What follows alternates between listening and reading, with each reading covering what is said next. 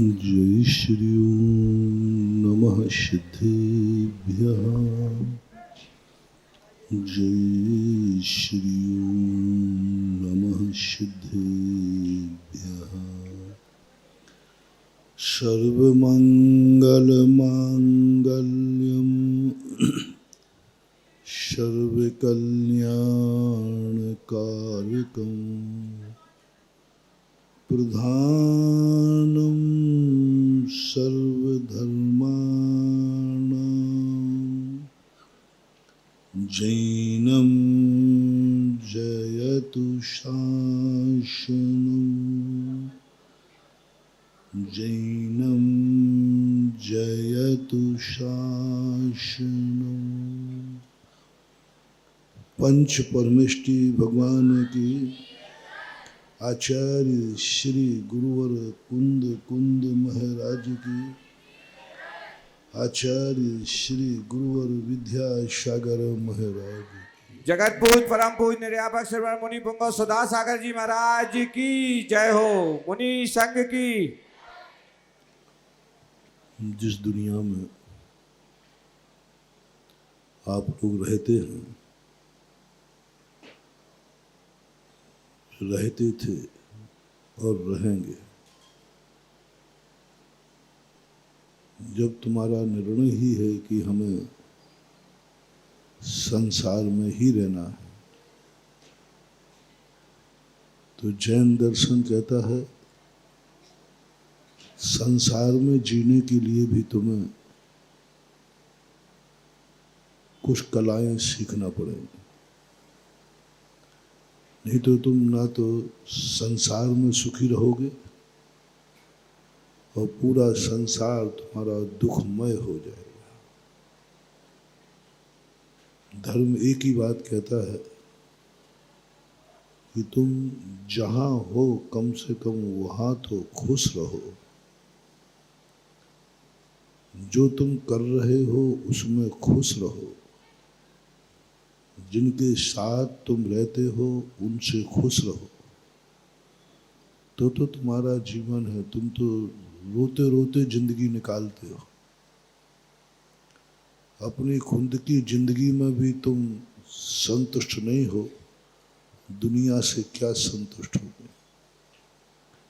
इसलिए कल हमने कुछ 2 महीने के उपसंहार के टिप्स दिए थे। पहला टिप्स दिया था कि अपनी जिंदगी को स्वयं कभी भी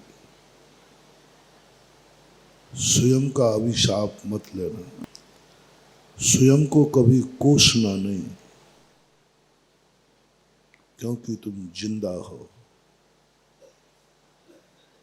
तुम जिंदा हो तो जिंदे की तरह से रहो। जिंदा व्यक्ति रोता नहीं, जिंदा व्यक्ति कोसता नहीं है। जिंदा व्यक्ति जीवित रहता है तो जीवित ही रहो। आप अपने आप को जीते हुए को क्यों मारना चाहते हो, क्यों मरना चाहते हो? जिंदगी जी रहे हो फिर भी रो रहे हो, जिंदगी जी रहे हो फिर भी खुश हो। तो जो जिंदगी में अपनी खुद की जिंदगी से ऊब जाता है उसको जीवन की बहुत छोटी उम्र मिलती है। उज्ज्वल रविशरण महाराज ने पद्म पुराण में लिखा, जो अपनी जिंदगी से ऊब जाते हैं, थक जाते हैं, उनको अपनी जिंदगी में रस नहीं रहता। कर्म उन्हें लंबी उम्र नहीं देता, विधि उसको लंबी उम्र नहीं देता। वो जल्दी जन्मेगा और जल्दी मरेगा। ये जल्दी मरने वाले कौन लोग होते जो छोटी सी उम्र में मर जाते हैं? ये वही जीव हैं जो कभी जिंदगी में अपनी जिंदगी से ऊब गए होंगे और बार बार इन्होंने अपनी जिंदगी को कोसा होगा, बार बार अपनी जिंदगी पर रोए होंगे, तरस खाया होगा। कर्म ने उसे कहा कि तुझे अब लंबी उम्र देना बेकार है, क्योंकि तू लंबी उम्र जीने लायक नहीं है। क्योंकि लंबी उम्र देने पर तुझे जीवन भार लगने लगा, तो कर्म तुम्हें बहुत छोटी उम्र देगी। कल बताया था, एक श्वास में 18वें बार भाग का तुम्हें जीवन मिलेगा। इतना छोटा, दुष्परिणाम देखना। इतनी छोटी उम्र हो जाएगी तुम्हारी, इतनी छोटी उम्र हो जाएगी कि एक श्वास में तुम 18 बार जन्म जाओगे और 18 बार मर जाओगे। मात्र अभिशाप किसी दूसरे का नहीं है। मतलब जन्म लिया और मर गए, जन्म लिया और मर गए। क्यों? ये तुम्हारे खुद का अभिशाप है। खुद को तुमने जिंदगी में कोसा था, इसलिए बहुत बच्चे जल्दी मर जाते हैं। कोई गर्भ में आते ही मर जाता है, कोई जन्मते मर जाता है, कोई छोटा बड़ा मरता है। इनका रीजन हमने देखा कि इनको इतनी छोटी उम्र क्यों मिली है। बालकपने में मर गए, जन्मते मर गए, कुछ नहीं बंधु। उनका सारा का सारा मैंने पूरी स्टोरी पता की है। कौन जीव हैं जो छोटी उम्र में मर जाते हैं। मात्र कुछ नहीं, इन्होंने कभी अपनी जिंदगी को कभी नकारा था। महानुभाव में आप लोगों से कहना चाहता, कितनी भी दुखदाई जिंदगी हो, कितनी भी परेशानी की जिंदगी हो, कभी अपनी जिंदगी से ऊबना नहीं, मरने का भाव करना नहीं। मरने का भाव नहीं करना। कितने भी कष्ट आ जाए, कितना भी कष्ट आ जाए, जिंदगी में कितनी भी परेशानी आ जाए, उन परेशानियों को झेलना बहुत बहादुरी का काम है। आने दो परिस्थितियां मारे तो मर जाओ, लेकिन तुम मरने का भाव मत करो। भूख से मरना है तो मर जाओ, लेकिन तुम मरने का भाव मत करो। बीमारी में तुम मरते हो तो मर जाओ, लेकिन मरने का भाव मत करो। कोई तुम्हें मार डाले तो मर जाओ, लेकिन मरने का भाव मत करो। सदा जीने की इच्छा रखो, सदा जीने की इच्छा रखो। दुनिया का कोई जीव सुसाइड नहीं करता मनुष्य के अलावा। पशु भी नहीं करता। पशु इतने कष्ट झेलता है, लेकिन कभी वो मरने का भाव नहीं करता। आज तक कोई पशु कुएं में कूद करके सुसाइड नहीं की। आज तक कोई पशु ने रेल पे पटरी पे जाकर सुसाइड नहीं की। ठीक है, सेल्फास तो वो खरीद नहीं पाएगा, लेकिन मरने के तो बहुत साधन है। ऐसे ऐसे कुत्तों को देखा जो सड़ रहे, पूरे शरीर से खून मवाद गिर रहा है, कीड़े पड़ रहे हैं, लेकिन वो कुत्ता मरना नहीं चाहता, जीना चाहता है। कीड़े मकोड़े चींटियां जीना नहीं चाहते, जीना चाहते हैं, मरना नहीं चाहते। यहाँ तक कि पेड़ पौधे भी मरना नहीं चाहते, जीना चाहते। एक मनुष्य एक ऐसा गंदा प्राणी है कि जो छोटी सी परेशानियों में मरने का भाव करता है, मरने का भाव करता है। कभी नहीं करना। भूल करके स्वप्न में भी कैसी भी परिस्थिति आ जाए, मैं कोई परिस्थिति की सीमा नहीं बांध रहा हूं। मैंने इसलिए कुत्ते का उदाहरण दिया। कुत्ते आपने बहुत देखे होंगे, जो उनके जीवन का कितना दुखदायी, कीड़े पड़ रहे, सड़ रहे, खाज हो गई, फिर वो जीना चाहता है। तुम्हें तो इतना कष्ट नहीं है ना, तुम्हें तो इतनी परेशानियां नहीं है ना, तो मन में भी भाव नहीं करना। ये कोई जिंदगी है क्या? ये कोई जिंदगी है क्या? ऐसा परिणाम करना महानुभाव बहुत घातक, बहुत। कल मैंने इसको, कल क्या 2 महीने से बता रहा हूँ, कल तो अभी तो मैं उपसंहार कर रहा हूं, स्मृति दिला रहा हूं। कभी ये नहीं कहना मेरी जिंदगी है, क्योंकि अपना स्वयं का अभिशाप भगवान भी नहीं काट पाते, किसी में ताकत नहीं। फिर तू गिड़गड़ाएगा महाराज हमारी जिंदगी क्या है, थोड़ी सी जिंदगी लिए मर गया, ये अभिशाप है। दूसरी बात मैंने कही थी कल, कभी भी अपनी जिंदगी में जिन्होंने उपकार किया है उनको उल्हायना मत देना। क्या दिया है कल विस्तार से बताया था, क्या दिया है। तुम्हारी पत्नी है, कभी कितना ही झगड़ा हो जाए, कभी ये नहीं कहना तेरे बाप ने क्या दिया है, भूल कर न देना बंधु। नहीं तो ध्यान रखना सैकड़ों भवों भवों तक तुम रो रो के मर जाना, तुम्हारा कोई आंसू पोंछने वाला नहीं मिलेगा।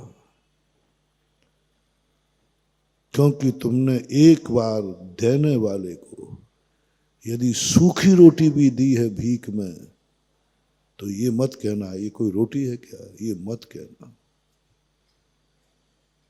कुछ भी जिन दिया ही तो है, दिया ही तो है।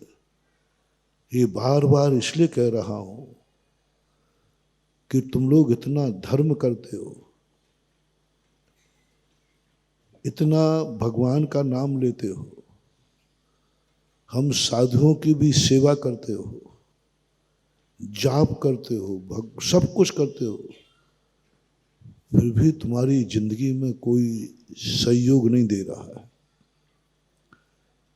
कई बार किसी के सहयोग के लिए हमने तक किसी सेठों से कहा भैया इसका सहयोग करो, ये बहुत परेशान है। उसने गुरु आज्ञा टाल दी, बोले महाराज ऐसे तो बहुत घूमते रहते हैं। अरे गुरु ने कहा कि भाई एक बहुत दुखी है इसका सहयोग करो, उसने टाल दिया, बोले महाराज ऐसे बहुत घूमते रहते हैं, चला गया। मैं सोचता हूं कि ये तो मेरी आज्ञाकारी भक्त है, ये तो मेरी आज्ञा पर कुछ भी कर सकता है, और आज उसने कह दिया कि महाराज रहने दो, ऐसे तो मरते रहते हैं बहुत। फिर मैंने सोचा कि आखिर इसने ऐसा क्या पाप किया। कुछ नहीं महानुभाव, सावधान, बहुत करुणा दया करके कह रहा हूं, कभी किसी से तुम्हारा थोड़ा भी उपकार हुआ है उसको कभी कोसना नहीं। ये मत कहना है क्या किया है।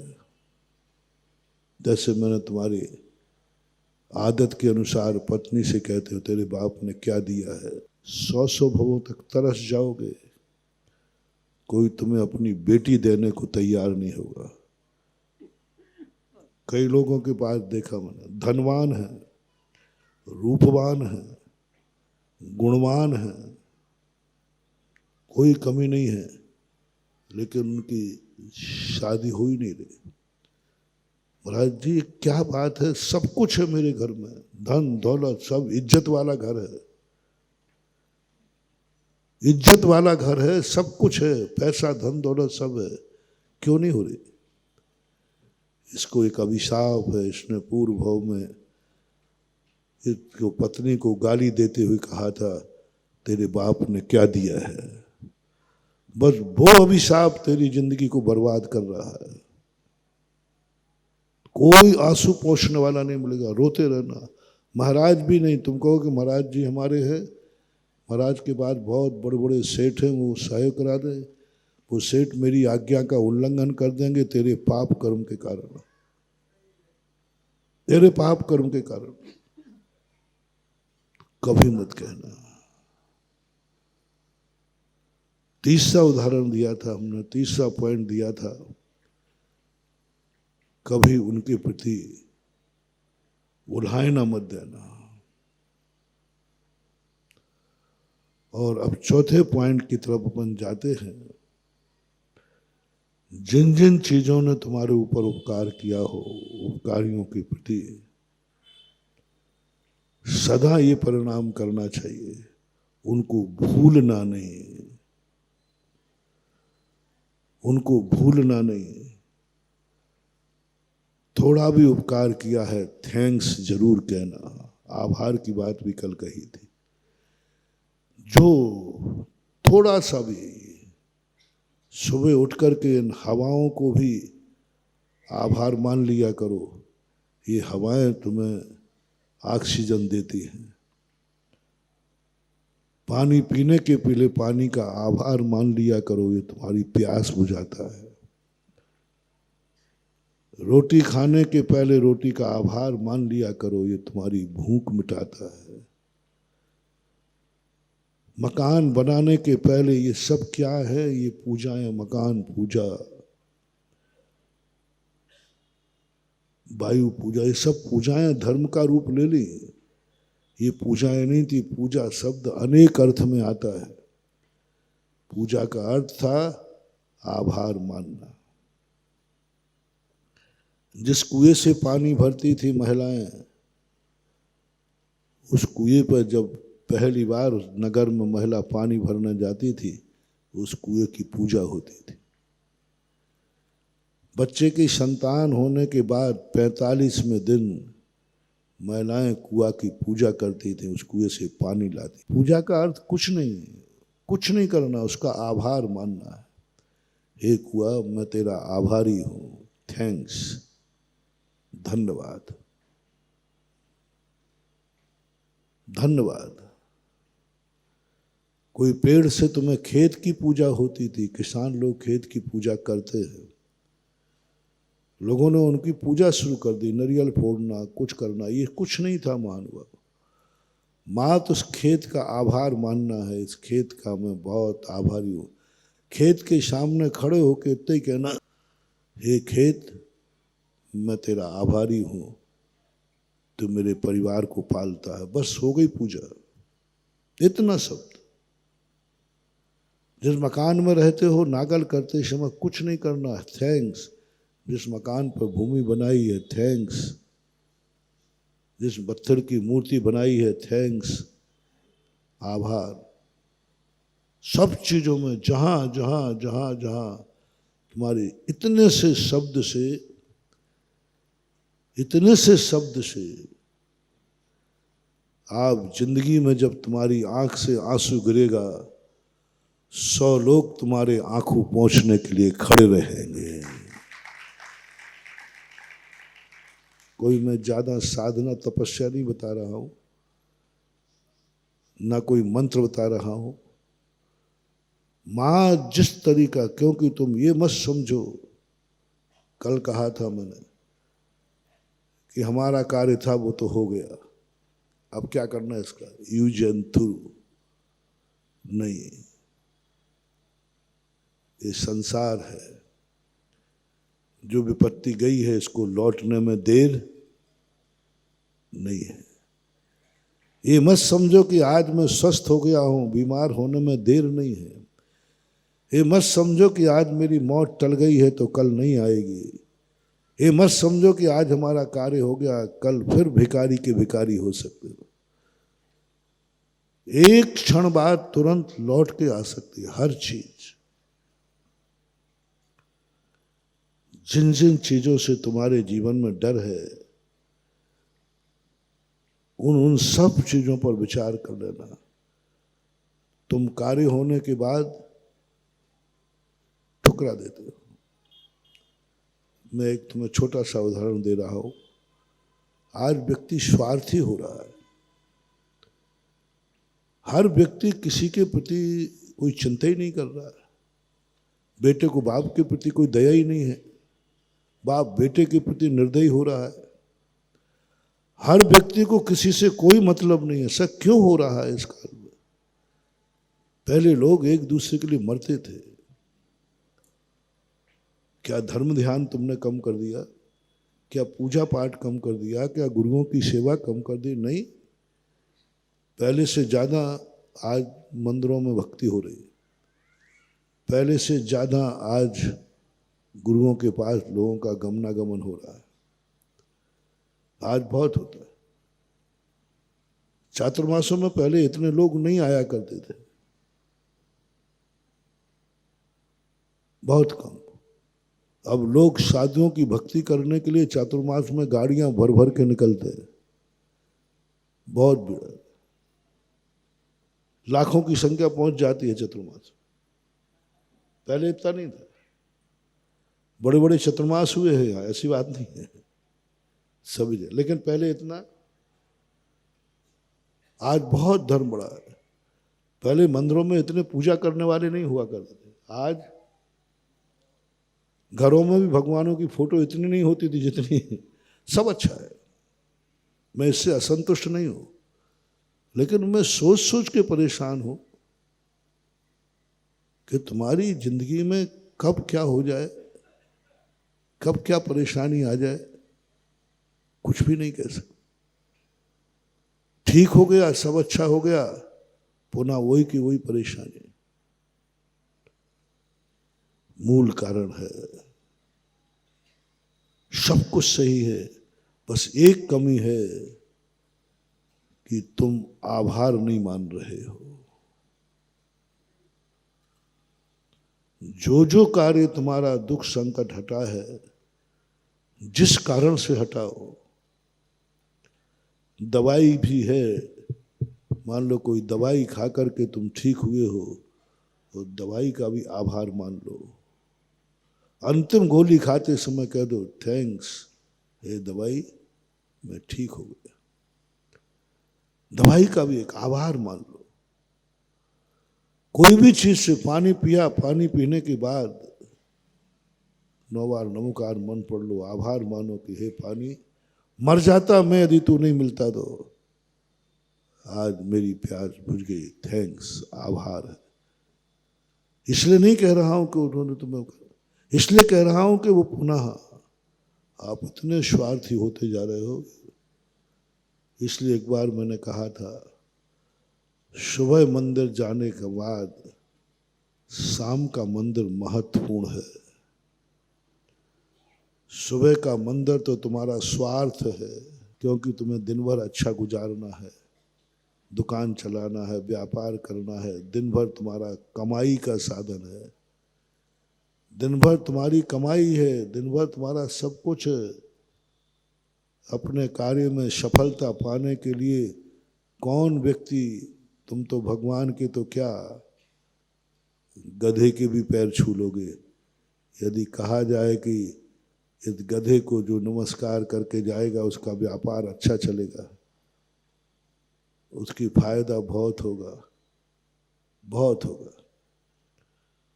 और इस गधे को जो प्रणाम करके जाएगा उसका मरीज बिल्कुल ठीक हो जाएगा।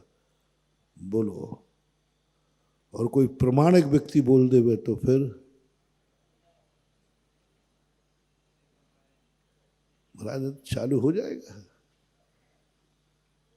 क्योंकि उसके पीछे आपने क्या लगा दिया, स्वार्थ लगा।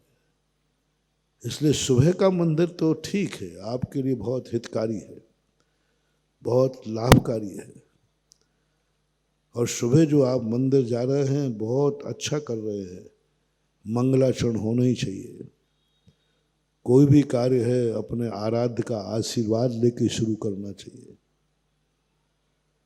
पूज्यवर नेमीचंद महाराज ने गोमट सार में यही लिखा, महान आत्माएं अपना कोई भी कार्य करते हैं अपने आराध्य को स्मरण करते हैं, वो करते हैं इसलिए उससे सफलता मिलती है। कुंद कुंद स्वामी जैसे भी महान आचार्य ग्रंथ लिखने के पूर्व मंगलाचरण करते हैं। हर व्यक्ति को ये करना चाहिए आपके दिन की सफलता के लिए। ये तो तुम्हारे लिए हो गया कि तुम्हारा दिन अच्छा निकले। क्या कहा, तुम्हारा दिन अच्छा निकले, इसलिए क्या करना चाहिए, सुबह मंदिर जाना चाहिए, अभिषेक पूजन करना चाहिए, जाप पूजन जो कुछ करना चाहिए, करना ही चाहिए। संसार की दृष्टि से कह रहा हूं, परमार्थ की दृष्टि से नहीं। चाहे वो रावण भी क्यों ना हो, अपनी सफलता के लिए प्रातःकाल सारे संसार को, देवता भी प्रातःकाल उठ करके उठते नहीं हैं, मतलब प्रातःकाल उनका एक समय निश्चित होता है, वो भी मंदिर जाते हैं।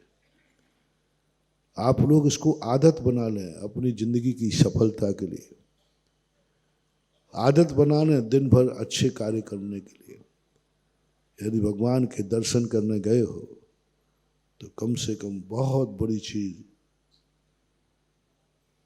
कोई ना कोई पुण्य तुम्हारे आगे आता है, क्योंकि पुण्य सब इन दरवाजों पर खड़ा रहता है। कौन दर्शन करने गया, आपकी योग्यता के अनुसार वो आपकी रक्षा करेगा। और इसका प्रचलन है, हम लोगों ने ये आवाजें उठाई, इसका प्रचलन है, आज भी है, सभी में है। सुबह उठ करके सब अपने भगवानों का नाम लेते। जैनियों में है ये परंपरा है, पर सबसे बड़े खेद की बात है कि तुम ऐसा पाकर के दिन तो अच्छा निकाल देते हो, संकट दूर भी हो जाता है, बीमारी दूर भी हो जाती है, अमीर भी बन जाते हो, लेकिन पुनः फिर गरीब बन जाते हो, फिर बीमारी लौट के। जो विपदा एक बार गई वो विपदा दोबारा नहीं आना चाहिए। एक बार विपदा को हटाना कोई बड़ी चीज नहीं है। एक बार संकट आया, हट जाए वो तो कैसे भी हट जाएगा। विशेषता तो ये होना चाहिए कि जो संकट हटा है वो दोबारा नहीं आना चाहिए। ये खोजना कठिन है, दोबारा संकट नहीं आना चाहिए। एक आ गया वो तो हट जाएगा, बीमारी आई दवाई लगे, लेकिन वो बीमारी दोबारा नहीं आए। आज का जमाना एलोपैथिक जमाना है।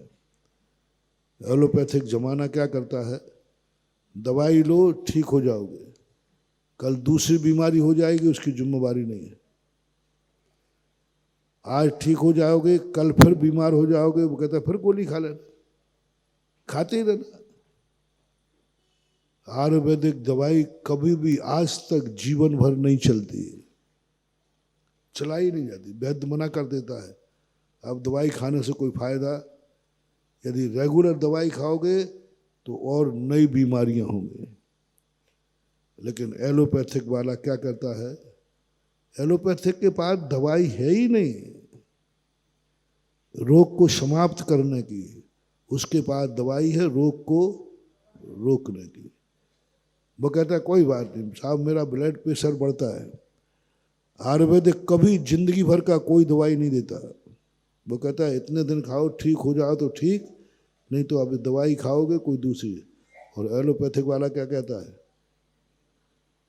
डॉक्टर साहब आप ये गोली सुबह शाम खाते रहना, तब ठीक चलता रहेगा। तो ब्लड प्रेशर तो ठीक होता रहता है, लेकिन उस गोली का जो साइड इफेक्ट है वो धीरे धीरे, शुगर की गोली से, हाँ सुबह शाम गोली खाते रहना, पर जो तुम्हें केला बेड़ा खाना है खाते रहना। और लोग कहते थे महाराज जी देखो कितनी अच्छी दवाई, एक गोली खाओ। आयुर्वेदिक ने तो कहा शुगर हो गई मीठा बंद, एलोपैथिक कोई नहीं, खा लो। साहब दिवाली आई है थोड़ा ज़्यादा, बोले ठीक कोई खा लेना, 2 गोली खा लेना, वो तुम्हारे मीठे को नहीं रोकेगा, वो डोज बढ़ा देगा। अब उसे मालूम होना चाहिए वो डोज जो गोली दे रहा है वो धीरे धीरे किसी न किसी पार्ट को डैमेज कर रहा। जीवन भर दवाई खाने वाला जिंदगी ज्यादा जी नहीं सकता। जैन धर्म ये कहता है कुछ ऐसा करो जो संकट आया है वो दोबारा लौट के ना आए। उसी की दवाई मैं कल बता रहा था और आज बता रहा हूं, जिससे तुम्हारा संकट टला है उसका आभार। यानी सुबह मंदिर गए हो तो ठीक है, शाम का मंदिर जाना मत चूक जाना। सुबह का मंदिर है, आया हुआ संकट टल जाएगा, और शाम का मंदिर है कि जो संकट गया है ये लौट के नहीं आएगा। क्योंकि सीधी सी बात है किसी ने आपका संकट दूर किया, और जैसे कल हमने बहुत विस्तार से बताया था, कार्यक्रम किया, मेहनत की, और तुमने उसका आभार नहीं माना, तो दूसरी बार वो तुम्हारे काम में आएगा? वो कहता हाँ भैया देख लूँगा, दोबारा जाओगे तो क्या, हाँ 2 शब्द आभार के नहीं थे तुम्हारे पास, चलो यार। ऐसा ही तुम्हारी जिंदगी में घटित हो रहा है। महानुभाव, कभी भी हो मंदिर शाम का जाना शुरू करो। बहुत ताकत है शाम के मंदिर में। शाम के मंदिर में रात्रि का संकट तो टलेगा ही, लेकिन जो संकट टल चुका है वो संकट अब लौट करके नहीं आएगा, क्योंकि तुमने आभार मान लिया। भगवान सुबह दर्शन करके गया था, दिन अच्छा निकला, शांति से निकला, बढ़िया है। अभी मैं आपका आभार मानने आया हूँ। दिन का तो आभार और रात का मंगलाचरण शुरुआत, 2 काम होते हैं, 2 काम होते हैं। और शाम को मंदिर जाने की परंपराएं खत्म हो गई, इसलिए हर व्यक्ति बार बार उसके जीवन में संकट आ रहे, बार बार परेशानी आ रही हैं, फिर 2 रुपया बच जाता है, फिर कंगाल हो जाता है। इसलिए सारे दुनिया जो भी सुन रही है मेरा प्रवचन, जहाँ भी बैठ के लाइव में सुन रहे हैं, सब अपने रिश्तेदारों को, सब अपने भक्तों को, स्वयं खुद शाम को मंदिर जाना शुरू कर दें। शाम को सुबह जैसा टाइम नहीं लगाना, अभिषेक नहीं करना, पूजन नहीं करना, मात्र 9 बार नमोकार मंत्र पढ़ के आ जाओ, छोटा सा। आभार बड़ा नहीं होता। अपन ने 10 दिन कार्यक्रम किया तो आभार भी 10 दिन चलेगा है? 1 घंटे 2 घंटे में आभार। शाम को मात्र 9 बार नमोकार नियम बना लो। हम दुकान से आने के पहले, घर जाने के पहले या सोने के पहले, मैं जाकर अपने जिस देवता को सुबह गया था उस देवता का एक बार धूप देने जरूर जाऊंगा। लाख उपाय कर, कोई कहे भाई टाइम नहीं, बस 2 मिनट होके आऊंगा, 2 मिनट को जाऊंगा, 9 बार नमोकार मंत्र पढ़ के आऊंगा। ये तुम्हारी जिंदगी का एक ऐसा वरदान सूत्र दे रहा हूं मैं तुम्हें, बहुत बड़ा वरदान। छोटा सा है लेकिन उसमें, और कहीं विपत्ति आ भी जाएगी तो जिस व्यक्ति का तुमने आभार माना है वो पुनः तुम्हारे 100 बार सहयोग देने का भाव करेगा, क्योंकि इस व्यक्ति ने मेरा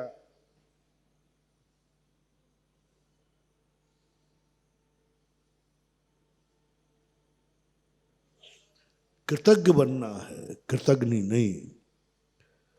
और कृतज्ञता जब ज्ञापित होती है, इसको आज से शुरू। और जब तुम्हारे जीवन में आकस्मिक, तीसरी विधि बता रहा हूं मंदिर जाने की, ये तो 2 तो नियम बना लो महानुभाव, सुबह और शाम का। सुबह और शाम की माला नियम बना लो, 9 बार नमोकार मंत्र सुबह तो शाम को सोने के पहले। नियम है, मस्ट एंड मस्ट, कोई इसको कोई किसी प्रकार रोक नहीं सकता। कैसी भी परिस्थिति आ जाए ये तो करना ही है। तीसरी विधि, आकस्मिक कोई दुर्घटना हो जाए तो, आकस्मिक कोई विपत्ति आ जाए तो, संभावना नहीं है, संभावना नहीं है, कोई उम्मीद भी नहीं है, संभावना की स्थिति नहीं है, कोई विपदा नहीं होने वाली। आकस्मिक संकट की संभावना है, निर्णय है कोई संकट नहीं, गाड़ी सही है, सब कुछ सही है और आप यात्रा पर जा रहे हैं, कोई संकट भी नहीं, रास्ता भी साफ है, सब कुछ। फिर भी 1% संभावना है कि दुर्घटना हो सकती है। रात्रि में सोए हो, अच्छी तरह सोए हो, कोई संभावना नहीं कि रात्रि में हम मर जाएंगे या बीमार हो जाएंगे, 100% पूरा भाव है। लेकिन 0.11 पॉइंट संभावना है कि हमारा विश्वास टूट सकता है कि नहीं। पूरे विश्वास के साथ सोए, सुबह सबसे कह के सोए सुबह आऊंगा साहब, उसके बावजूद भी संभावना है कि हम ऊपर जा सकते हैं। संभावना है कि रात्रि में हम इतने अस्वस्थ हो जाएं कि जाने के लिए कह के आए थे किसी कार्यक्रम में और कल सुबह हम अस्पताल में दिखाएं। संभावना है। कितनी भी अच्छी कंपनी की गाड़ी क्यों ना हो, कोई भी आज तक गाड़ी ये नहीं कह सकी कि मेरी गाड़ी का एक्सीडेंट नहीं होता। कोई भी आज तक गाड़ी ये नहीं कह सकी कि मेरी गाड़ी पंचर, क्योंकि कितनी अच्छी गाड़ी हो, 2 टायर काय का रहेगा, वो भी स्टील का होगा क्या? कुछ भी हो, स्टेपनी देना बता रहा है कि नई गाड़ी के साथ स्टेपनी क्यों दी जाती है। नई फ्रेश गाड़ी 4 करोड़ की 12 करोड़ की गाड़ी है, स्टेपनी साथ है, इसका अर्थ है कि संभावना है। ऐसे आप, इसका उपाय क्या है? बहुत अच्छा उपाय पूज्यवर वीरसेन स्वामी महाराज ने दिया। कभी कभी बीच में आकस्मिक मन बनाया करो, ड्यूटी नहीं। सुबह शाम का तो क्या हो गया नियम, सुबह शाम का तो नियम हो गया कि सोने के पहले और सुबह उठने के बाद नियम है, ये तो नियम में ले लेना। आकस्मिक कभी कभी एकदम बोले कहाँ जा रहे हो, बोले मन कर रहा है आज अभिनंदन नाथ भगवान का दर्शन करके आओ। आकस्मिक सडनली यूं, कोई नियम नहीं था, कोई जरूरी भी नहीं था, एकदम मन हुआ बैठे बैठे। बोले कहाँ जा रहे, बोले मेरे मन में हो रहा है कि आज मैं दोपहर में भगवान का दर्शन कर रहा हूँ, 10 बजे 11, कभी भी XYZ। आकस्मिक आकस्मिक एकदम सडनली।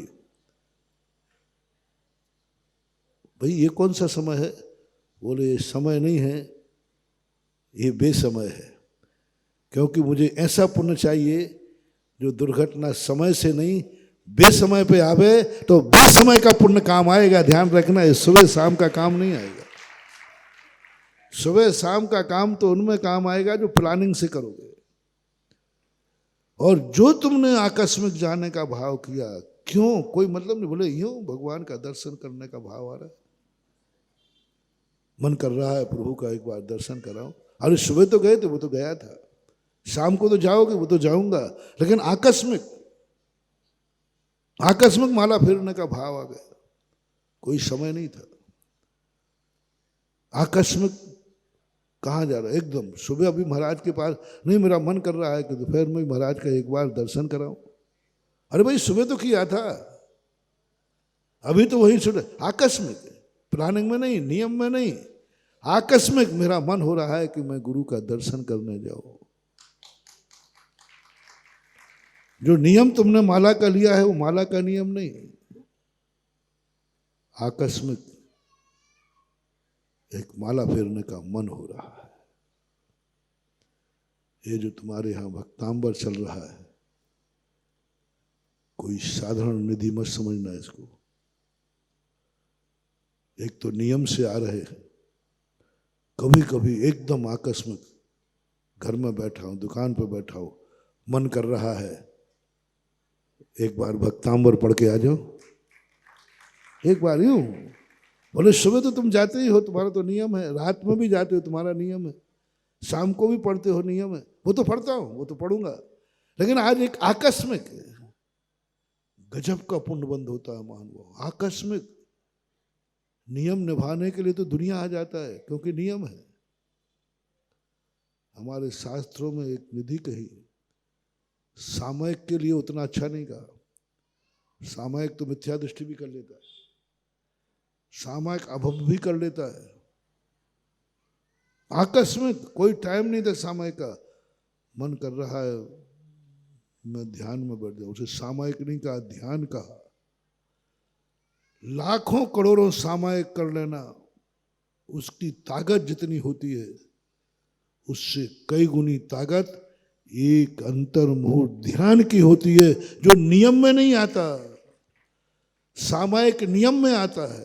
करना ही है, ड्यूटी है ड्यूटी, कोई नहीं रोक सकता, करना है, क्योंकि सामायिक का नियम है, समय निश्चित है, करना ही है। मन से करो बेमन से करो, सामायिक करना ही है, वो तो तुम करोगे क्योंकि वो तो करना ही। लेकिन ध्यान करना जरूरी नहीं है, ध्यान तपों में आता है, तब उत्तर गुण कहलाता है, करना कोई जरूरी नहीं, कोई जरूरी नहीं। और सामायिक के अलावा फिर तुम्हारे लिए बैठने का मन आए, जैसे सामायिक बैठते में आसन लगा करके मौन लेकर के बैठता हो, ऐसा बीच में मन हो जाए तो उसको ध्यान कहा। और ध्यान में इतनी ताकत है, इतनी ताकत है ध्यान में कि वो केवल ज्ञान प्राप्त करा सकता है, सामायिक नहीं। आज तक किसी को सामायिक में केवल ज्ञान नहीं हुआ। सामायिक की ताकत है लेकिन उतनी नहीं है जितनी ध्यान की है। ध्यान से केवल ज्ञान है, सामायिक से नहीं, क्योंकि वो आकस्मिक होता है, वो प्री प्लानिंग नहीं होता, वो संकल्प पूर्वक नहीं होता, कितनी देर करूंगा, कितने बजे करूंगा, इतने बजे इतनी देर के लिए मैं ध्यान करूंगा। ध्यान का कोई सामायिक, प्रतिमा योग अलग चीज है, ध्यान का कोई समय निश्चित नहीं होता, ध्यान का कोई स्थान निश्चित नहीं होता, ध्यान में कोई विकल्प नहीं होता कितनी देर हम ध्यान में बैठेंगे। 1 मिनट का भी हो सकता है, 1 घंटे का भी हो सकता है, 1 दिन का भी हो सकता है, 1 वर्ष का भी हो सकता है। ध्यान कोई समय सीमा नहीं। बैठ गए ध्यान में तो कई घंटों नहीं उठेंगे। महाराज जी ध्यान में बैठे, कब उठेंगे, कोई सीमा नहीं, हो सकता है 1 मिनट बाद उठ जाए। और सामायिक में बैठने समय नियम है, महाराज जी इतने बजे बैठते हैं, इतने बजे उठते हैं, टाइम फिक्स है, सबको मालूम है सामायिक का टाइम क्या है। लेकिन ध्यान का टाइम कभी भी, यही प्रवचन देते देते ध्यान में बैठ जाए, तुम प्रवचन सुनते रहना, बैठे रहना। महाराज जी ने आंख बंद करके मौन हो गए, हम महाराज प्रवचन शुरू कब करेंगे, भरोसा मत करना, हो सकता है 1 मिनट बाद ही, हो सकता है आधे मिनट बाद ही, एक आधे मिनट को स्तब्ध रह जाएंगे और आधे मिनट बाद ही प्रवचन चालू हो जाएगा। और कहो ध्यान में उतर गए तो बैठे रहना, अलौकिक शक्ति है। ये उदाहरण देकर मैं आपको समझा रहा हूं, धर्म कभी आकस्मिक करो, आकस्मिक एकदम सडनली, किसी को कोई प्लानिंग नहीं, पहले से विचार बना रहे हो नहीं, एकदम विचार आया तुरंत करने को चल। इसमें जो पुण्यबंध होता है वो ऐसे समय काम आएगा जिस समय सामने कोई जानवर आ गया, गाड़ी तुम्हारी 120 से ऊपर की स्पीड में है और आगे का ब्रेक लगाना जरूरी है, पीछे का नहीं, कोई दुनिया की ताकत अब तुम्हें बचा नहीं सकती, कोई नहीं बचा सकती, सामने ऐसा एक्सीडेंट होने की संभावना है। लेकिन तुम जो आकस्मिक मंदिर गए थे, उस समय का पुण्य आड़े आएगा और तुम्हारी गाड़ी को सेव कर देगा।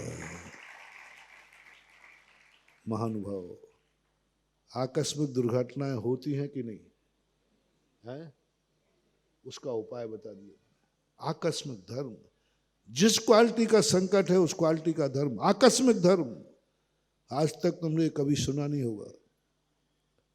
नित्य नियम तो सुना होगा, नित्य नियम मंदिर का नियम, नित्य नियम दर्शन का नियम, नित्य नियम पूजन का नियम। आकस्मिक नहीं, आकस्मिक घटना, आकस्मिक धर्म, यूं नमोकार मंत्र, प्री प्लानिंग से नहीं कि मुझे 1 करोड़ मालाएं फिरना है, नहीं, आकस्मिक, मैं आज 9 बार नमोकार मंत्र पढ़ता हूं। आकस्मिक तुम जाकर के ये करना शुरू करो महानुभाव, शुरू करो। दान भी प्री प्लानिंग नहीं, इतना दान देना है, मंदिर बनाना है, इतना दान दूंगा, इतना दुकान में से दूंगा, 10% दूंगा। ठीक है, ये दान बहुत अच्छा है, ये तो होना ही चाहिए।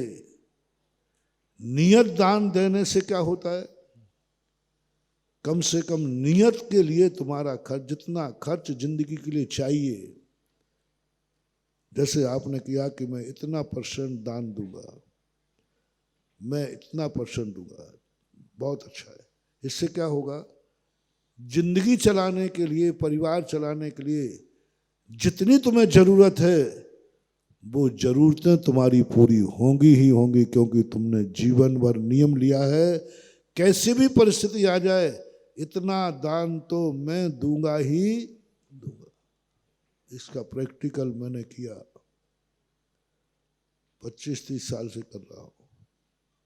नियत दान पूज्य जिनसेन स्वामी के महापुराण में पढ़ा था, वहां नियत दान का जब वर्णन आया, इसलिए मैंने जो मंदिरों में लगाया था ना कि प्रथम अभिषेक का कम से कम जिंदगी भर का नियम लो कि हम 100 रुपया दान तो प्रतिदिन देंगे ही देंगे। नियत दान 100 रुपया, नियत दान 10 रुपया, नियत दान निश्चित करो दान को। इसका रहस्य बहुत बड़ा। निश्चित क्यों कर रहे हैं? कभी हम 500 दे देंगे, कभी हम 1 लाख दे देंगे, कभी नहीं देंगे।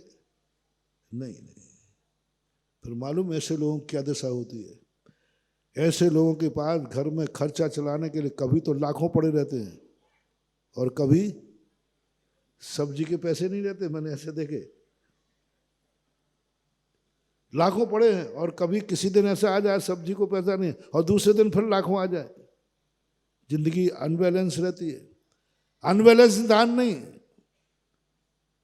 कभी कुछ दिया कभी कुछ दिया, दे दूंगा महाराज जब जैसा होगा। नहीं नहीं नहीं, नियत दान करो पहला, इतना तो देना ही है, वो आप निश्चित कर लीजिए। बहुत सफलता मिल रही है मुझे तो। 25 साल लगभग हो गए, हर मंदिरों में मैंने नियत दान की एक व्यवस्था बना दी। 3100 रुपया महीना देना ही है। महाराज इतनी छोटी राशि के लिए आप इतना जोर क्यों दे रहे हो? कितना रुपया? 100 रुपया हुआ ना। इतनी छोटी राशि के लिए इतना जोर देता हूं, इतना जोर देता हूं कि मैं बड़ी बड़ी करोड़ों दान के लिए किसी से कहता नहीं हूं। मेरे नेचर में नहीं है कि मैंने कभी हंसी मजाक में कह दी हो, वो बात अलग है।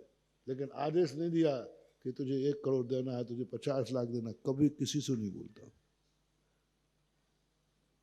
क्योंकि मेरे भक्त बिना ही बोले देते तो बोल के क्या करना है। पर एक काम के लिए जरूर करता हूं, नियत दान के लिए। तू नियत दान कर पहले, चाहे भले तू 10 रुपया करना। बोले आप 10 रुपए की बात कर, मैं कह रहा हूं ना मैं 1,00,000 रुपया दे दूंगा, लेकिन नियत बता नहीं, नियत करना है। क्योंकि मेरी भावना है कि मेरा भक्त कहीं भी जन्मे उसको दैनिक खर्चों की कभी तंगी ना आए, जितना जरूरी है। दैनिक जो खर्च है, दाल रोटी सब्जी कपड़े लत्ते, जो कुछ खर्च ऐसे हैं जो होते ही उसको टाला नहीं जा सकता। कम से कम इतना उसके लिए बन जाए कि इसकी जिंदगी में कभी दैनिक खर्च जो होते हैं उसकी तंगी कभी नहीं आना चाहिए। और ऊपर मिले या नहीं मिले, जितना खर्च है दूध पानी आदि का, इतना पैसा उसके पास सदा रहना चाहिए। महीने का अंतिम हफ्ता भी कड़की में नहीं जाना चाहिए। ये पुण्य तुम्हें किससे बंधेगा? इसलिए सारे भारत के अपने भक्तों से मैं कहना चाहता हूं, जिनका नियत दान का नियम ना हो वो नियत दान कर लें, नियम से कर लें। हमें एक 150 साल पुराना बही खाता मिला सांगानेर में।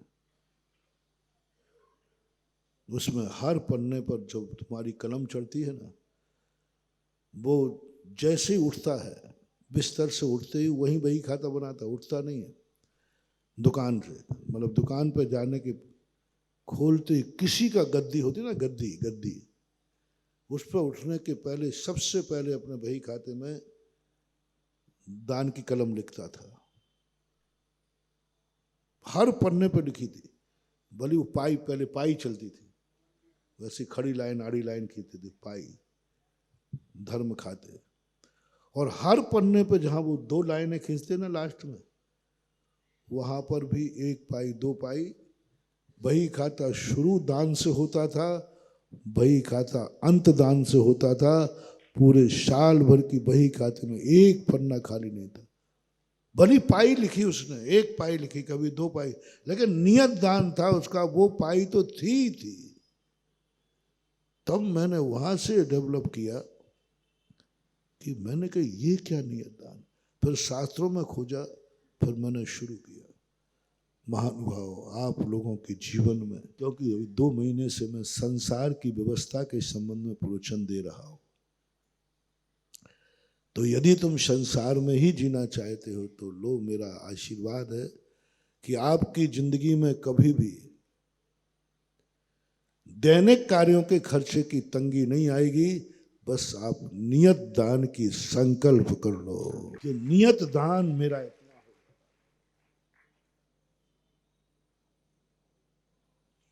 नियत दान इतना होगा। छोटा सा कर लेना, 100 रुपया 10 रुपया पर नियत, वो टूटना नहीं चाहिए नियम, वो टूटना नहीं चाहिए। वो तो जितना देना है तो ये तो मैं दूंगा ही दूंगा। दूसरा, तुम चाहते हो कि महाराज जी ये तो नियत खर्च होगा, थोड़ा कुछ इज्जत के लिए, थोड़ा मकान भी अच्छा हो, थोड़ा कपड़े भी अच्छे हो, थोड़ा खान पान भी अच्छा हो। जरूरत नहीं, अब जरूरत से ऊपर तुम कुछ अच्छा चाहते हो, कपड़े तो मिल जाएंगे। अब हमारे थोड़ा सा, आप समझो बात को, थोड़ा अच्छा कपड़ा हो, तन ढकने के लिए तो मिल जाएगा, नियत दान देगा पक्का है। लेकिन अब तुम क्या चाहते हो, मात बोलो, तन ही ढकना चाहते हो, पेट ही भरना चाहते हो, घर ही चलाना चाहते हो, कि थोड़ा अच्छा भी खाना चाहते हो? बोलो बोलो, सब लोग बैठे बोलो, नीमच वाले भी बोलो। हैं, रोटी पानी का इंतजाम तो कर दिया ना मैंने, भूखे नहीं मरोगे पक्का। बिना घर के नहीं रहोगे पक्का है, फुटपाथ पे नहीं रहोगे, बिना कपड़ों के नहीं रहोगे पक्का है। अब महाराज जी थोड़ा और करो ना, थोड़ा अच्छा भोजन में थोड़ा सा क्वालिटी बढ़ जाए, थोड़ा सा, थोड़ा ओवर, थोड़ा हो जाएगा। अब जो नियत दान की अपेक्षा अब तुम करो कि साल भर में जो नियत दान का संकल्प है, इससे इतना अधिक और दूंगा। अब संकल्प नहीं, अब इतने के बाद में और दूंगा। जितना आप ओवर करते जाएंगे, मैं एक पूजा करता हूं, लेकिन मैं एक पूजा करना अनिवार्य है। कौन सी पूजा? देव शास्त्र गुरु की पूजा करना अनिवार्य है। देव शास्त्र गुरु पूजा करके यदि तुमने शांति पाठ पढ़ लिया तो पूजन का नियम पूरा हो गया कि नहीं? हो गया, पक्का है, पक्का है ना? हाँ, दाल रोटी का इंतजाम हो गया, बस पधारो, क्योंकि नियम तो पूरा हो गया, पूजा के में कोई दोष नहीं लगेगा। अब तुमने कहा महाराज जी थोड़ा सा ओवर, थोड़ा सा ज़्यादा मिले, और मैं ज़्यादा कुछ परेशान नहीं करूँगा, इतने में पूजा पूरी हो गई, बस एक पूजा और प्रतिदिन करूँगा। जो करना जरूरी नहीं था, जो करना जरूरी नहीं था, लेकिन मैं एक और करूँगा, एक और करूँगा। वो जो एक पूजा आपने की है एक्स्ट्रा में, वो तुम्हारे लिए अच्छी चीज़ें दिलाएगी, अच्छा कपड़ा दिलाएगा, अच्छा भोजन दिलाएगा, अच्छा मकान दिलाएगा, क्योंकि तुमने उससे जो करने के बाद भी तुमने करने का भाव किया, कि नहीं, कमरा तो बनाएंगे लेकिन अच्छा कमरा, बेटे तो बनाएंगे लेकिन, बोलते जाओ ना, बेदी तो बनाएंगे लेकिन, लगाओ ना, जल्दी लगाओ ना महाराज, तो उसमें तो जल्दी बोल देते हो, मकान तो बनना मत चाहिए महाराज लेकिन, हाँ जल्दी बोल दिया ना, मकान तो बनना चाहिए लेकिन अच्छा बनना चाहिए। अब ये और बोलो, इसका बीज बता रहा हूं, बेदी तो बनना चाहिए लेकिन अच्छी बनना चाहिए। ये भाव आना चाहिए। बहुत छोटे से टिप्स दे रहा हूं मानवा। मकान तो बनना चाहिए लेकिन विशाल बनना चाहिए। कभी तुमने भाव किया बनेगा? महाराज जी मकान तो बनेगा, है ही मकान, लेकिन थोड़ा बड़ा हो जाए। तुम मेरे से कहते हो, मैं क्या करूंगा? मैं क्या करूं? मैं तुम्हें बता रहा हूं, कभी तुमने भाव किया होगा, भगवान मैंने मंदिर तो बनाया है लेकिन थोड़ा बड़ा होना चाहिए। बस जो ये तुम्हारा भाव आया है, यही भाव तुम्हारा मकान तो होगा लेकिन बड़ा मकान होगा, क्योंकि तुमने कभी मंदिर को बड़ा बनाने किया था। बेदी बने लेकिन अच्छी बने, बेदी बने लेकिन अच्छी बने। एक अलोल्य नाम का गुण आता है शास्त्रों में। मैं यही सोच के परेशान था कि आप लोग अपने लिए इतना छोटा सा भोजन बनाते हो। तुम्ही लोगों से पता चला, तो उन्होंने कहा महाराज जी हम लोग भोजन करते हैं ना, तो मुश्किल से 2 सब्जी बना देगी, ये बना देगी और खा लो। और चौका जब लगता है ना तो इसकी कमर दुखे और ना आइटम गिने। और मैंने कहा ऐसे कैसे संभव? फिर मैंने भी प्रैक्टिकल किया। मैंने कहा इतने आइटम, और तुम्हें मालूम है कि साधु इतने आइटम लेने वाला, फिर भी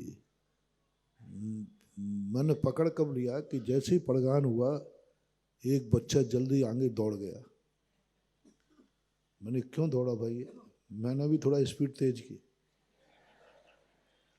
वो कर मम्मी मम्मी महाराज जी आ गए, और अंदर खटपट, यानी महाराज के आने तक भी भाव चल रहा है, एक आइटम और बना लो।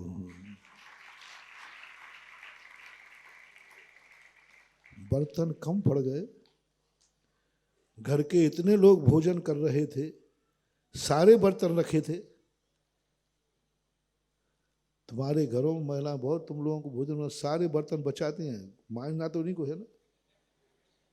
वो कम से कम उपयोग करती, सारे बर्तन रखे रहते। सारे बर्तनों का उपयोग होता है जिस समय महाराज जी का चौका लगे। फिर तो पड़ोस से भी बर्तन मांगना पड़े तो।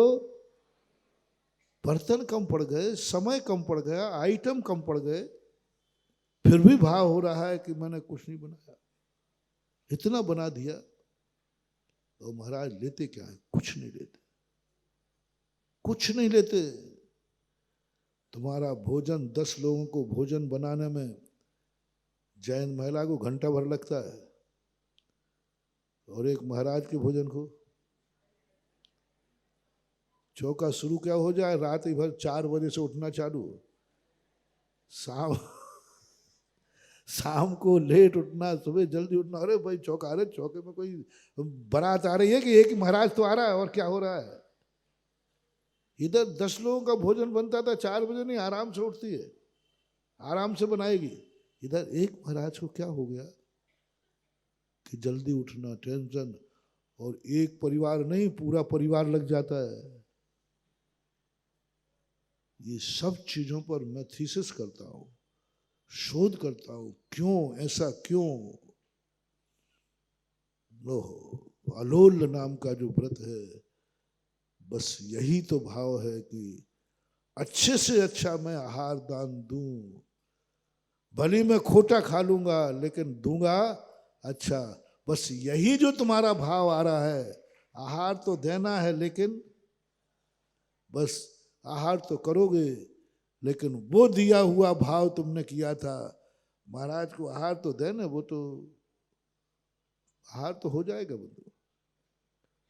उड़दों के छिलकों से भी आहार हुए हैं कि नहीं हुए हैं। लेकिन जो अलोल नाम का व्रत श्रावक का है, नहीं आहार हो लेकिन अच्छा हो, बस यही पुण्य तुम्हारी जिंदगी में आएगा। तुम भोजन तो तुम्हें मिलेगा, लेकिन वो पुण्य कहेगा कि नहीं भोजन तो हो लेकिन अच्छा हो।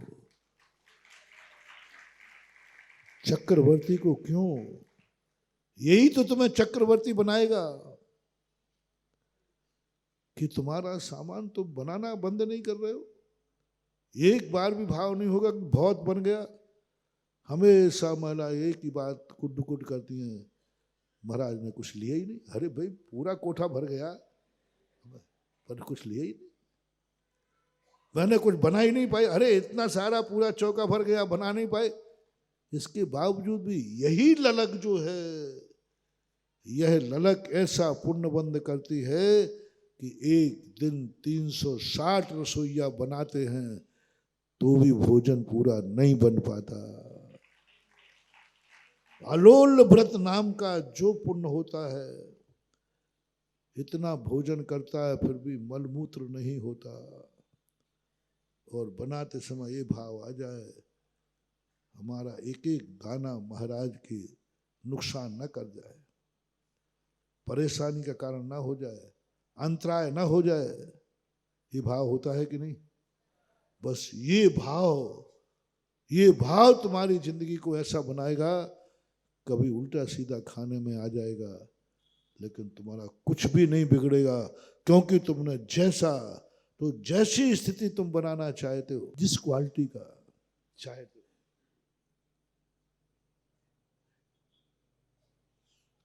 अब आपको 2 खर्चे का इंतजाम कर दिया। कौन सा 2? एक दैनिक काम चलाओ और एक थोड़ा अच्छा। अब एक और इंतजाम कर दो।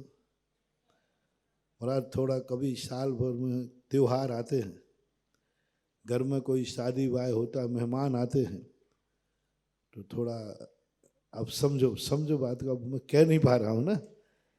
हाँ महाराज रिश्तेदार आए तब थोड़ा सा और थोड़ा इतना रुपया, कभी कभी प्रतिदिन के लिए नहीं चाहिए, कभी कभी बेटा बिटिया की शादी है, कोई मेहमान आए हैं, कभी कभी समाज को खिलाने का भाव आ जाए, ऐसा पुण्य तो हो जाए तो हो जाएगा। उस पुण्य के लिए ही इंतजार करो।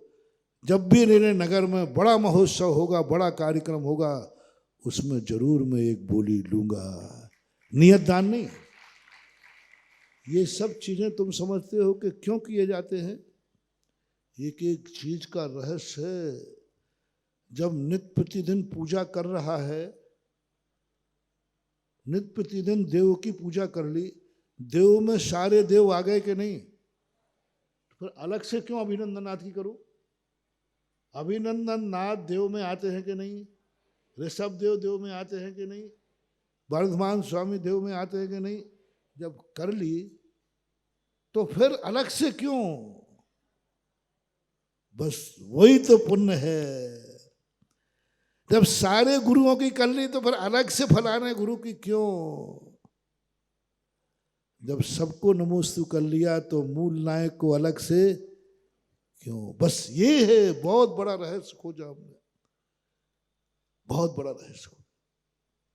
हम लोग प्रतिदिन प्रतिक्रमण करते हैं, दिन में 3 बार करते हैं, 3 बार करते 24 घंटे, 2 प्रतिक्रमण 1 इरियापद।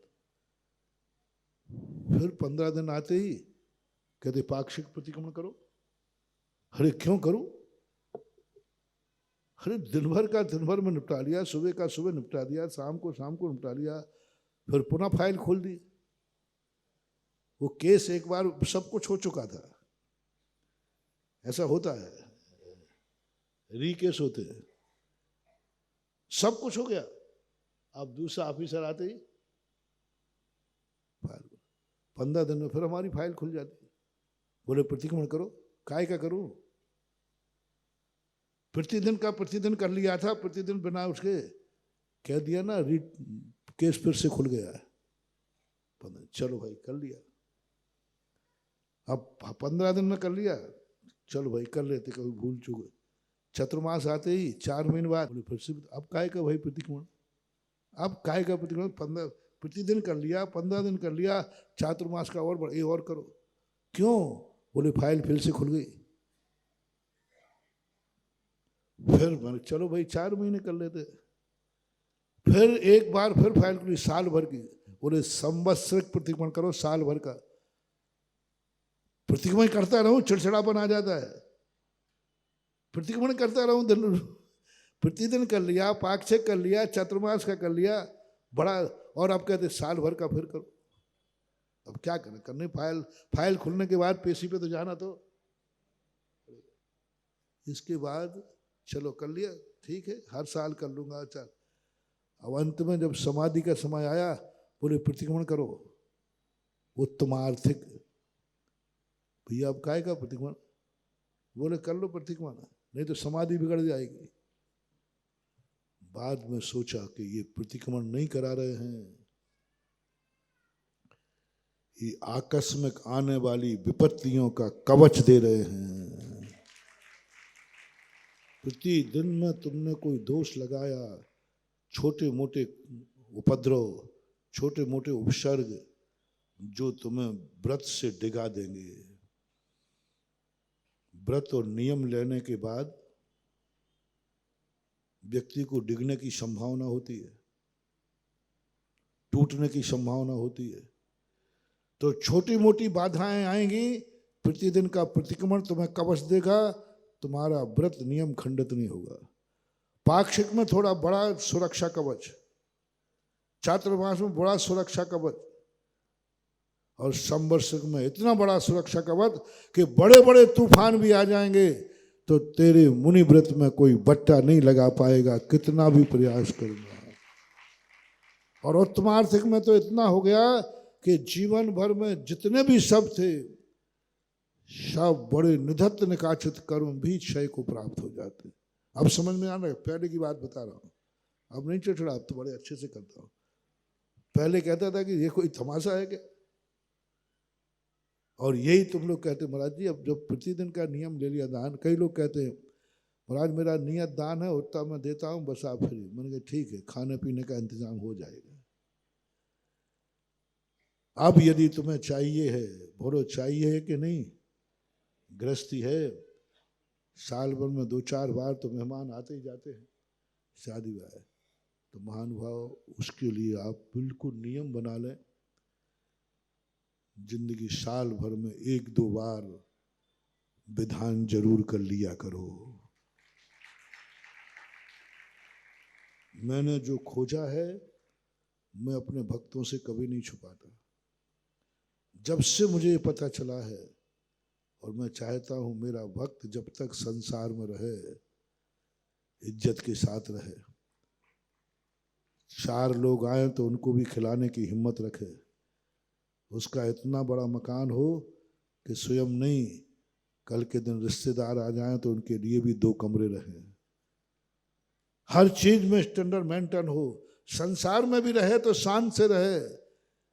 इसलिए मैंने तब से नियम बना दिया, सब भक्तों से कह रहा हूं, आज भी कह रहा हूं, पूजा तो तुम करते ही हो ना, 2 पूजाएं और करने लगे, देव के बाद एक और, अब एक और कह रहा हूं, साल भर में कम से कम एक विधान जरूर कर लेना। विधान में क्या करोगे?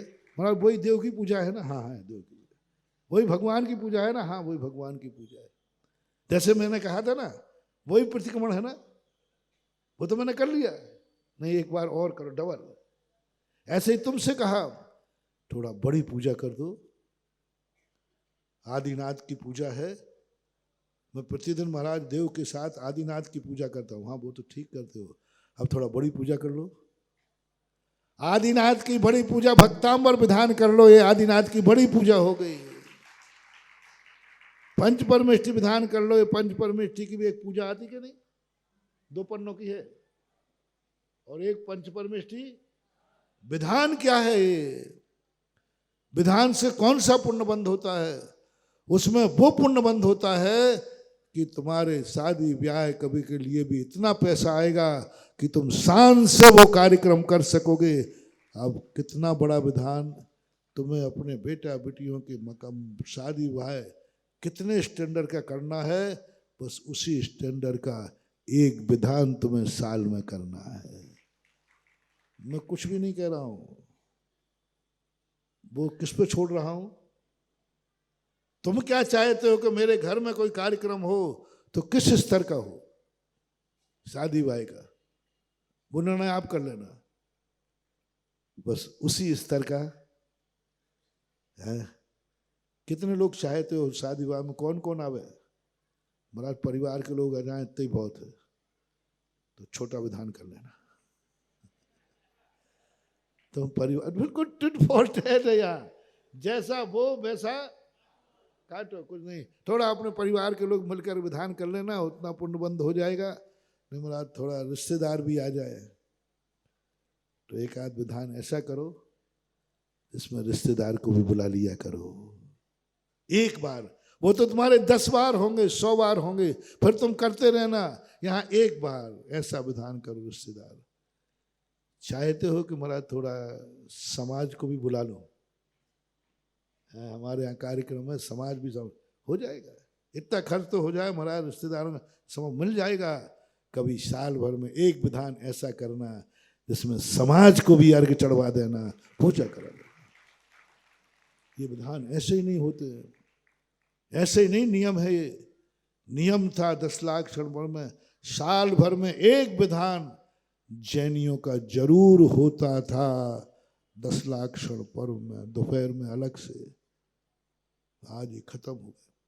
सुबह तो पूजा होती थी और शाम को पूरी समाज बैठ करके विधान करती थी, और सबके विधान एक एक दिन में 100-100 विधान होते थे, क्योंकि संख्या ज्यादा है मंदिर, तो एक एक दिन में 100-100 विधान होते थे। सब अपनी द्रव्य लाएंगे और कहेंगे ठीक है पंच परमेष्टि विधान चलेगा, पंचकर्णक विधान चलेगा। और कुछ लोग समाज के बैठ के बांचते थे, जो विद्वान वर्ग रहता था, सब अपनी अपना विधान लाएंगे और एक साथ 100-100 लोग विधान करते थे। होता था विधान। वो कोई साधारण चीज नहीं है, उस पुण्य से तुम्हारा ये पुण्य बंधेगा। आप लोग चाहते तो सब हो, लेकिन बीज तो बोते ही नहीं। इसलिए और कुछ करो या नहीं करो महानुभाव, आज के प्रवचन से एक नियम जरूर ले लो कि हम साल भर में कम से कम एक विधान जरूर करेंगे। कहीं भी कर लेना, आप अपने मंदिर में कर लेना, तीर्थ क्षेत्रों में कर लेना, सब। ये जो मैं असीम कालीन भक्तांबर विधान चालू कर रहा हूं, किस लिए? मंदिर में भीड़ बढ़ाने के लिए नहीं, तुम्हारा स्टैंडर्ड मेंटेन करने के लिए करवा रहा हूं। ऐसे ही भगवान को तो ना तो खाना है ना पीना है, फिर भी मैं क्यों चढ़वा रहा हूं? उनसे मतलब नहीं हमें आपसे मतलब है कि हमारे भक्त का इतना स्टैंडर्ड मेंटेन हो कि वो चाहे तो कल समाज को भी बैठाल करके अपने यहाँ कोई कार्यक्रम करा सकता है। वो पुण्यबंध कहाँ से आएगा? हैसियत ही नहीं रहेगी तुम्हारी, तुम चाहोगे भी तुम्हारी भावना नहीं है। सब चाहते हैं कि मेरे यहाँ कार्यक्रम ऐसा हो, शाही वाह हो, लेकिन शाही का भी विधान किया है? यदि चाहते हो कि हमारे बेटा बिटिया की शादी शाही हो, तो कभी जिंदगी में एक बार शाही विधान करना और उसका नाम देना शाही विधान। ऐसा विधान ना किसी ने किया है, ना कर रहा है और ना करेगा। देखो उसका पुण्यबंध कैसा होता है। ये जितने शाही कार्यक्रम करते ना, इनका पुण्य यही है महानुभाव। कभी शाही विधान अभी बता रहा हूँ। इसलिए आप लोगों को अपना स्टैंडर्ड मेंटेन करना है। और एक बार और विगत चतुर्मास में शायद मैंने बड़े मंदिर के किसी कार्यक्रम में गया था, उस समय उनका विधान था, शायद ज्ञानचंद जी आलिया थे, उन्होंने कोई विधान किया था। उस समय कहा, उसके पहले मैंने कह दिया था, तुम्हारे यहाँ चाहते हो जिंदगी में जिन जिन को तुमने अपने राग कार्यों में बुलाते हो, जब तुम्हारे यहाँ कार्यक्रम हो तो सब बुलाते हो। किन किन को बुलाते हो? एक लिस्ट रहती है आपकी, और लिस्ट लेकर निमंत्रण दिया जाता है और उनको आप निमंत्रण देते हो। बस जिंदगी में सम्यक दर्शन की सुरक्षा करना है। तो जिन जिन को आपने अपने घरों में कई बार बुलाया, शादी में, विवाह में, जन्मदिवस में, किसी में, मरने के पहले जिंदगी में एक बार भगवान की भक्ति में सारे रिश्तेदारों को जरूर बुलाना। इसका परिणाम बता रहा हूं।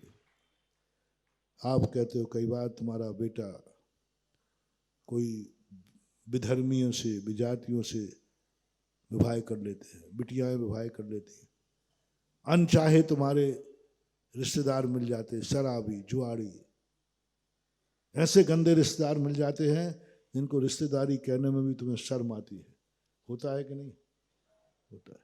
क्यों होता है? ये इसका परिणाम है। और मरने के पहले जिंदगी में एक बार हर रिश्तेदार को, हर दोस्त को एक मंदिर का कार्यक्रम जरूर करना। महानुभाव, मेरे भक्तों, ललितपुर के लोगों, जहां जो सुन रहा है लाइव में बैठा हुआ, सारे विश्व के लोगों से मेरा कहना है, एक बार जिंदगी में जरूर, हो सके तो अधिकतम बता रहा हूं, हो सके तो वर्ष में एक बार सारे रिश्तेदारों को धर्म कार्य के, ऐसा धर्म कार्य करो जो वर्ष में एक बार इकट्ठे। बिना नाम लिए बताता हूं, एक सज्जन का नियम है, वे हर साल पूरे रिश्तेदारों को एक किसी क्षेत्र पर बुलाते हैं, घर नहीं, किसी, और वहां विधान करते हैं और सब क्षेत्र से वहां क्षेत्र पर मिलेंगे, किसी क्षेत्र पे। ऐसा कर करके उन्होंने सारे रिश्तेदारों को 50 क्षेत्रों की वंदना करा दी है। क्योंकि उन्होंने पूछा, मैंने कि ऐसा भाव क्यों आया? बोले मेरे एक कुंवर साहब हैं, उनसे कहो तीर्थ वंदना के लिए, तो वो जाते नहीं थे। मेरी बिटिया ने कहा, बोले नहीं मेरा भाव नहीं हो रहा, टाइम ही नहीं है। लेकिन मेरे से मिलने के लिए वो 10 बार आ जाते। तो मैंने मिलने का स्थान बदल दिया। मैंने कि मुझसे मिलना है, मैं फलाने क्षेत्र पर फलानी तारीख को जाऊँ। पहले वो तारीख में, साहब मैं इस तारीख को आना चाहता हूँ, आप तो आ जाइए, लेकिन इस तारीख को मैं क्षेत्र पर रहूंगा। वो क्षेत्र पर मिलने आए, मेरे लिए मिलने आए। मैंने कि जब मेरे से मिल लिया है तो वंदना कर लो। ऐसा कर करके उन्होंने सारे रिश्तेदारों को धर्मात्मा बना दिया। आपसे भी कहना है कि वर्ष में एक बार कोई धार्मिक निमंत्रण जावे, पारिवारिक नहीं, धार्मिक निमंत्रण जावे। इस निमंत्रण में आपको आना है। नहीं बनता है साल भर, तो जिंदगी में एक बार मां धर्म के कार्य में, टेक टू ऑर्डर, भक्तों के लिए एक बार अपनी जिंदगी में सारे धर्म कार्य में बुलाना है, मंदिर में बुलाना है, भगवान के सामने साक्षी कराना है, हे भगवान मैंने संसार बसाया है, मैंने संसार बढ़ाया है, किसी पापियों से संबंध नहीं बढ़ाए हैं। मेरे जितने संबंध बढ़े हैं प्रभु, वो सब आपके भक्त हैं, आपके सामने हैं। देखो सब आपकी पूजा कर रहे भक्त, सब आपके भक्तों को, मेरे संबंधी कोई पापी नहीं है, नास्तिक नहीं है, सब आपके भगत हैं। और ये अर्घ तुमने एक बार चढ़ा दिया, जाओ तुम्हें जन्म जन्म तक कभी कोई विपरीत कुल वाला संबंधी नहीं बनेगा। तुम्हारी शादी विवाह सब उच्च कुल में होंगी। एक आचार और एक विचार, ना छोरा भगा के लाएगा, ना छोरी भागेगी, पर जिंदगी में एक बार ऐसा करना है। ना छोरा मुंह काला करेगा, ना छोरी करेगी, कोई कलंक नहीं। कोई रिश्तेदार, जितने रिश्तेदार होंगे वे सब तुम्हारा मस्तक, क्योंकि तुमने सबको एक बार, बस एक बार, जैसे बने तैसे, कर्जा लेके करो, लोन लेके करो, भीख मांग के करो, मैं कुछ नहीं कह रहा हूं, जैसे बने तैसे। और या तो फिर एक नियम ले लो, दूसरा एक सरल उपाय है, तुम्हारे यहां कभी रिश्तेदारों को कभी बुलाना मत, बुलाना नहीं। किसी को नहीं बुलाना, अपने आप घर में ही काम कर लिया करो। शादी विवाह में किसी को मत बुलाना, दोनों छोरो छोरी को पकड़ाओ, पीले हाथ करो, जाओ थैंक यू वेरी मच, कुछ बुलाना मत किसी को, नहीं तो तुम्हारा किया हुआ पुण्य क्षय हो जाएगा। महाराज बुलाना तो है ही, बुलाना है तो एक बार एक काम कर लो, जैसे बने तैसे छोटा सा विधान कर लेना, 1 घंटे का भक्तांबर कर लेना, लेकिन सवाल है उसमें सब रिश्तेदार आना चाहिए। और ऐसे ही कह के मत रह जाना। आपके कार्यक्रमों में यदि रिश्तेदार आने को मना करे तो आप क्या कहते हैं? बोलो, देखो साहब नहीं आए तो बुराई हो जाएगी, थोड़ा धमकी भी देना, नहीं आए तो बुराई हो जाएगी, आना ही पड़ेगा, नहीं आए तो आज से रिश्तेदारी खत्म। और अंत में वो कहे कि साहब देखो मेरे पास टाइम नहीं है, तो अंतिम सूत्र देना, फलानी तारीख में तुम्हें टाइम नहीं है, बोले नहीं है साहब, छुट्टी नहीं मिल रही, आ ही नहीं सकता मैं, तो तुरंत कहना है यदि उसी तारीख में मर जाऊंगा तो आओगे कि नहीं? ब्रह्म सत्य छोड़ देना, चिंता मत करना, मैं मर जाऊंगा कि तो आओगे कि नहीं? फिर तो आना ही पड़ेगा, तो मेरे मरे पे मत आना, लेकिन इस कार्यक्रम में आ जाओ। क्या बात है महानुभाव, बोलो यदि उसी दिन मर गया तो आओगे कि नहीं, पूछ लेना। वो कहे नहीं तुम मर भी जाओगे तो भी नहीं आ पाऊंगा, तो फिर छोड़ देना, अब मरे ही पे नहीं आना। अंतिम शर्त पहनना कि मेरे मरने पर मत आना, मैं अभी से छूट दे रहा हूं, लेकिन एक बार मेरे प्रभु की भक्ति का मन हुआ है, हम सब मिलकर के भगवान की भक्ति, कम से कम दुनिया में तुमने मेरा मस्तक ऊंचा नहीं उठाया, आज मुझे भगवान के सामने मस्तक ऊंचा उठाने का मौका दो।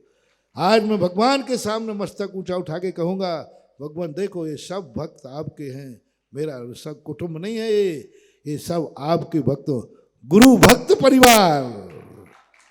कौन सा परिवार? भगवान भक्त परिवार। एक बार भगवान भक्त परिवार का गर्व करके भगवान से श्रीफल चढ़ाओ, भगवान ये आपका भक्त परिवार है, ये हमारा। ऐसा करने से तुम्हें भवांतरों में सब जितने रिश्तेदार मिलेंगे सब उच्च कुलीन मिलेंगे, आदर्श मिलेंगे, इज्जत वाले मिलेंगे, क्योंकि तुमने एक बार। इसलिए यदि जो मेरे भक्त मेरा आदेश मानते हैं उनको क्या करना है, साल भर में एक विधान जरूर करना है। जितने रिश्तेदारों को तुम अपने कार्यक्रमों में बुलाते हो उन सबको कहाँ बुलाना है? वो कहीं भी कर लेना, तीर्थ क्षेत्र पे कर लेना, घर में अपने नगर में कर लेना, कहीं भी जहाँ तुम्हारी मर्जी पड़े, पर एक बार धर्म के नाम पर बुलाना है। और जो दूसरा पॉइंट हमने कहा कि साल भर में एक बार हर भक्त के लिए कोई एक विधान करना है, परिवार के लोग मिलकर कर लेना एक विधान। ये असीम कालीन भक्तांबर विधान,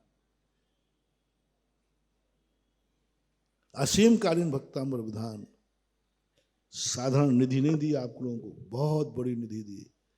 इस असीम कालीन भक्तांबर को नियम करो, किसी भी क्षेत्र में हम परिवार के साथ एक बार विधान करने जरूर जाएंगे। और ललितपुर वालों से मैंने कहा है कि क्षेत्रपाल में असीम कालीन भक्तांबर है, चूकना मत बेटा, साल भर का एक विधान तो संकल्प ही कर लो। महाराज मैं नित्य नियम देव साध गुरु की पूजा करता हूं, वो तो करते हो, मैंने उस मैंने कह दिया। ये जो विधान है, ये जो अलग से बड़ा विधान है, ये विधान उस विधान की स्थापना करेगा जब तुम्हारे यहाँ कोई कार्यक्रम होगा, चार जनों के सामने इज्जत के साथ, शान के साथ तुम कार्यक्रम कर सकोगे। वो पुण्य कहाँ से आएगा, वो हैसियत कहाँ से आएगी? वो साल भर में जो एक विधान किया है उससे वो हैसियत आएगी, उस पर वो फल लगेगा। इसलिए आप लोगों को एक विधान की, ललितपुर का तो 5000 घर है, अभी 1000 ही नाम हुए, 700, 5,000 क्यों नहीं? क्या 5,000 नहीं चाहते हैं कि हमारे घर में कोई अच्छा कार्यक्रम हो, मेरे पास 2 पैसा बचे? मान जाओ महानुभाव, बहुत छोटा है। साल भर में 10 बार तुम्हारे यहाँ कार्यक्रम होते हैं, यहाँ तो कितने बार करने को कहा? कितना समय लगता है भक्तामृत विधान में? अच्छे से करोगे तो 2 घंटे, जल्दी करोगे तो 1-1.5 घंटे। कितने नारियल लगते हैं? 48 नारियल। और वहाँ कितने नारियलों का पैसा लग जाता है एक कार्यक्रम में? घर पर जब तुम कोई कार्यक्रम करते हो तो कितना? मत सोचो, मत सोचो, ये बीज हैं। इसलिए आपका समय हो गया। आज बहुत महत्वपूर्ण विषय रहा कि तुम्हारे लिए नियत दान, नियत समय और इनके संबंध में जो अपना मूल प्रसंग चल रहा था आभार का, आभार के संबंध में चल रहा था, इसी प्रसंग को अपन आगे और समझेंगे। आज इतना ही। महावीर भगवान है कि